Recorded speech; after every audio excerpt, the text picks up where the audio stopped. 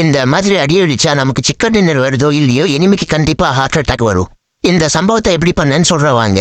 எல்லா குட்டி இவன்ட்லயும் இந்த மாதிரி லிஃப்ட் இருக்கும். லிஃப்ட்டை ஆன் பண்ணி விட்டுட்டு மேல வரும்போது பார்த்து ஸ்பீரை போட்டு லிஃப்ட் மேல கம்பில ஏறி உட்காந்துருங்க. இங்க உட்காந்துட்டு பாட் ஃபயர் பண்ணா போதும் ஈவெண்ட் இருக்க மொத்த எனிமே உங்கள்கிட்ட தான் அடிக்க ஓடி வருவானுங்க. இப்படி நான் பாட் ஃபயர் பண்ணப்போ ஒரு எனிமே மட்டும் குடுகுடுன்னு ஓடி வந்து அடி வாங்கிட்டு போனாரா நான் எங்க இருக்குன்னா அவருக்கு தெரியவே இல்லை.